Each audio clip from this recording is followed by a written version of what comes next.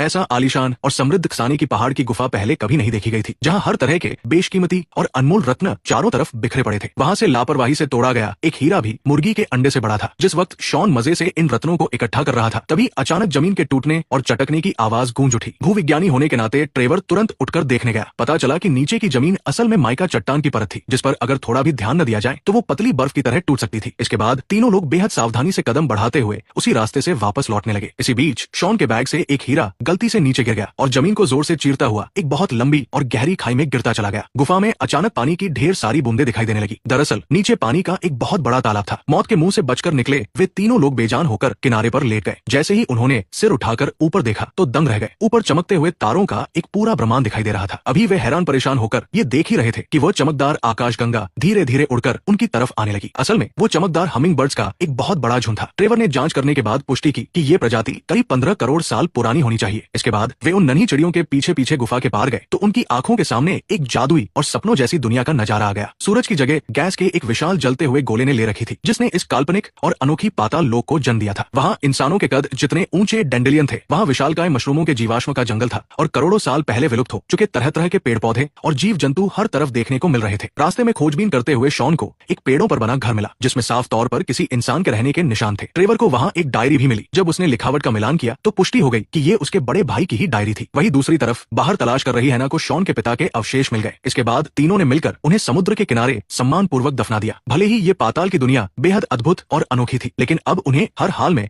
यहाँ से बाहर निकलने का रास्ता खोजना ही था, क्योंकि डायरी के मुताबिक ये पूरी जगह चारों तरफ से खौलते हुए लावे से घिरी हुई थी, जो टेक्टोनिक प्लेटों की हलचल के साथ बदलती रहती थी। इस हलचल की वजह से यहाँ के आसपास का तापमान बड़ी आसानी से 200 डिग्री सेल्सियस तक पहुंच सकता था, जबकि इंसान 135 डिग्री से ऊपर के तापमान में जिंदा नहीं रह सकता। इस समय भी वहाँ का तापमान 95 डिग्री तक पहुंच चुका था और उनके पास समय बहुत कम बचा था। Journey to the centre of the earth उपन्यास के दावों के अनुसार अगर यहाँ से बाहर निकलना है तो उन्हें नदी के रास्ते एक ऐसा फव्वारा ढूंढना होगा जो ऊपर की तरफ फेंकता हो, ताकि वे ज्वालामुखी के मुहाने से सीधे बाहर की तरफ ब्लास्ट होकर निकल सके। इसके बाद तीनों तुरंत काम में जुट गए। उन्होंने मौजूद चीजों का इस्तेमाल करके एक साधारण सी लकड़ी की नाव बनाई। फिर ऊपर से आने वाली गर्म हवा के झोंकों को ताकत बनाकर वे सफलतापूर्वक रवाना हो गए। समुद्र को पार करते समय शुरुआत में हवा का दबाव काफी अच्छा था, जिससे वे बहुत तेजी से आगे बढ़ने लगे। लेकिन इस पाताल लोक का मौसम बेहद पल पल बदलने वाला था। देखते ही देखते अचानक उस साफ मौसम में एक भयंकर तूफान आ गया। समय की कमी के कारण उन्हें मजबूरन उस तेज तूफान का सामना करते हुए भी आगे बढ़ना पड़ा। शॉन धीरे धीरे सरकते हुए पानी की सतह के पास गया ताकि ये देख सके कि आखिर पानी के नीचे किस तरह के जीव हलचल कर रहे हैं। तभी अचानक एक आदमखोर पिरान्हा मछली पानी से बाहर उछली। गनीमत रही कि ट्रेवर ने फुर्ती दिखाई और अपने दोनों हाथों से उसे मजबूती से दबोच लिया। वो पिरान्हा मछली अपने 10 सेंटीमीटर लंबे धारदार दांतों को दिखाकर अपने सामने मौजूद शिकार को पागलों की तरह काटने की कोशिश कर रही थी। ट्रेवर ने भी बिना कोई रहम दिखाए जोरदार लात मारी और उसे हवा में उड़ा दिया। लेकिन अगले ही पल